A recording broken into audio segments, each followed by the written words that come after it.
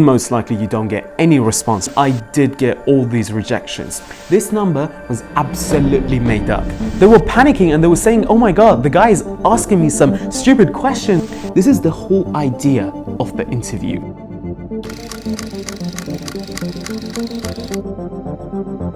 Hello and welcome back to our YouTube channel. This is the journey where your journey starts. My name is Alireza, and in this video I want to talk about how to get over the job interviews. I understand how frustrating it is, and I do share this concern with you that when you want to apply for jobs, you apply for tons and tons of applications, and most likely you don't get any response from most of them. I was there when I was applying for jobs, when I was in uni or when I was in college or even when I graduated, and I did get all these rejections. But there were some cases that I did get to the next step and I did get to the interview stage. And I realized that the interview is very, very important. And there are many different things that they don't teach you necessarily in universities, in schools, in colleges, or in any different academic environments. So I want to share it in this video. I want to share with you my experience with the two most important banks and financial institutes that I had the privilege of having internship and work experience with. Because of some legal reasons, I may not be allowed to say the names, but let's say the top 5 financial investment institutes in the world.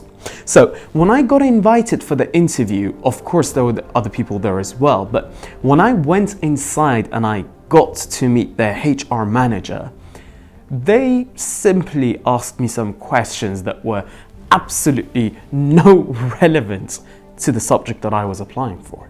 The first question they asked me was, how many pianos are there in Oxford University?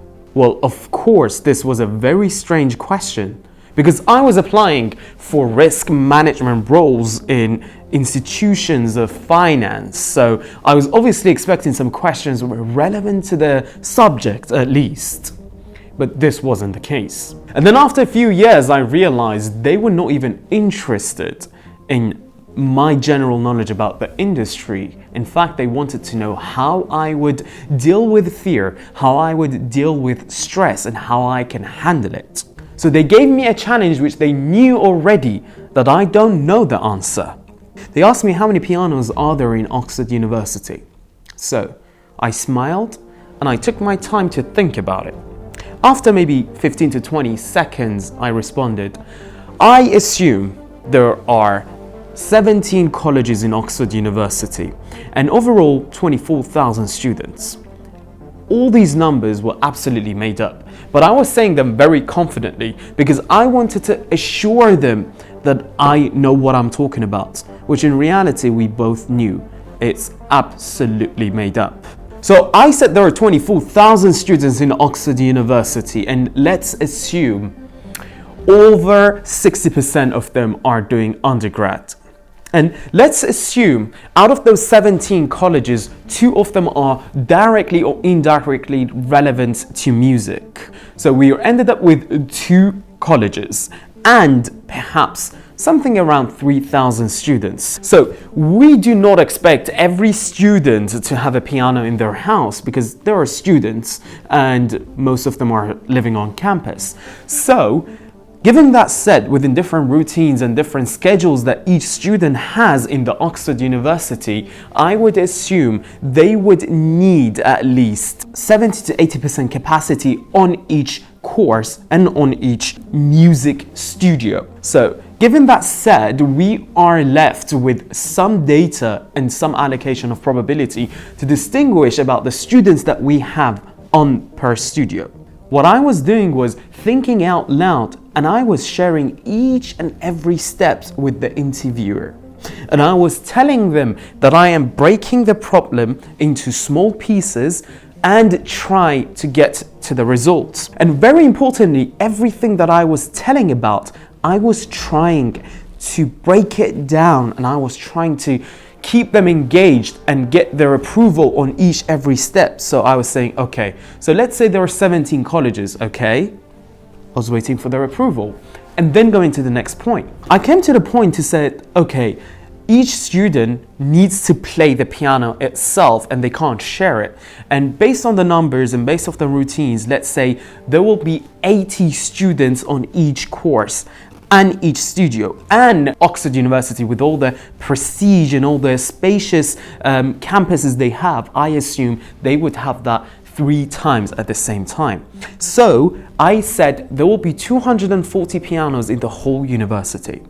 This number was absolutely made up. The true number might be 60 or might be 500. So it doesn't matter. What it matters is I broke down the scenario and I shared every and each step with the interviewer and with the employer to tell them that, listen, I am not afraid of new challenges or new tasks or new things that I have absolutely no idea about. You can trust me and you can give me absolutely difficult tasks and difficult challenges. This is the whole idea of the interviews. It's not about them knowing how many tasks or how many exams or how many marks or how many achievements you have achieved throughout your life, or what things or what grade did you achieve in your university. This might be interesting for some, but trust me, not for most. What they want to see is how reliable and how trustworthy you are, and how much they can trust and rely on you for upcoming uncertainties and difficult times. And how can they understand that? By giving you something that you never experienced and you never knew before. And this happened to me on different scenarios, whether it was employment, whether it was internship, whether it was work experience, whatsoever. So the question they asked me was absolutely irrelevant to the topic and the industry that I was applying for. But they got to know my mentality, my way of thinking, and how organized my brain is. My advice for you, if you are getting into these stages, first of all, do not get afraid. Second, take your time to think. And third, just break it down slowly and think out loud. Just share it with the interviewer and take them through your journey that is going in your brain. Because once they know what's going on, they would understand that, okay, you are trying to solve the problem that you had no idea before. There was another case that they asked me, let's say in your university, there is a new Starbucks coming up in the cafe, and how many cups do they need to purchase on a daily basis? Now, I'm going to ask you this. How would you answer to the question? It's just a matter of your thoughts and not the answer.